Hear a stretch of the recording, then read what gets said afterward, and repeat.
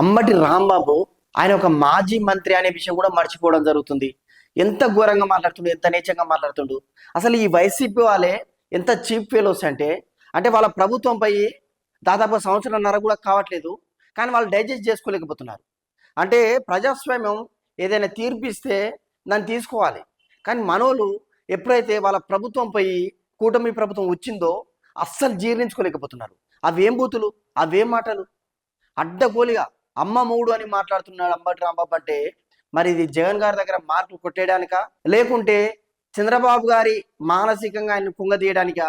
ఒకవేళ చంద్రబాబు గారిని మానసికంగా కుంగదీయాలి అనుకుంటే గత అసెంబ్లీలో మీరు చేసిన విధవ పనులకన్నిటికీ ఆయన తట్టుకొని నిలబడి మళ్ళా బౌన్స్ బ్యాక్ అయ్యాడు.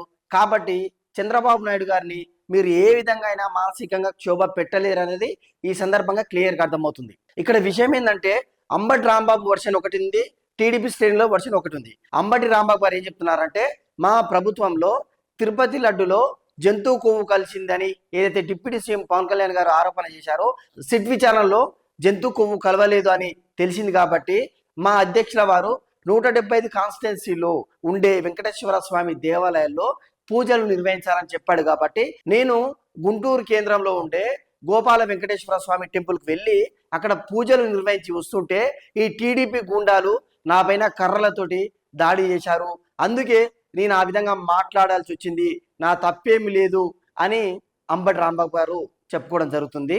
ఇది అంబటి రాంబాబు గారి వర్షన్. అయితే టీడీపీ శ్రేణుల వర్షన్ ఏంటంటే సరే జంతువు కొవ్వు కలిసిందా లేదా అనేది పక్క పెడితే నెయ్యి మాత్రం కల్తీ జరిగింది.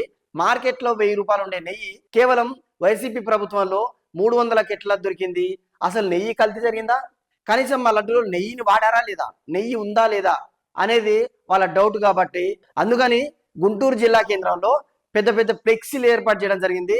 వైసీపీ ప్రభుత్వంలో కలియుగ వెంకటేశ్వర స్వామికి అవమానం జరిగింది, లడ్డు కల్తీ జరిగిందని వాళ్ళు ఫ్లెక్సీ ఏర్పాటు చేస్తే అంబటి రాంబాబు గారు ఆయన దారిలో ఆయన వెళ్లకుండా ఈ ఫ్లెక్సీల దగ్గరికి వచ్చి ఫ్లెక్సీలు తొలగించాలి లేదా చింపాలి అని అక్కడ సీన్ క్రియేట్ చేయడం వల్లనే మేము ఎదురుదాడికి దిగాము అనేది టీడీపీ శ్రేణిలో వాదన.